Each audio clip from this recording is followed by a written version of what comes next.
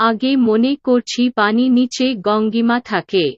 গঙ্গা মা পৃথিবীটাকে এক শিং থেকে অন্য শিঙ্গে নেই। তার জন্য পৃথিবীটা কাঁপে। মানি ভূতুম পুক হয়েছে। বর্তমানে ভূমিকম্প জরিপ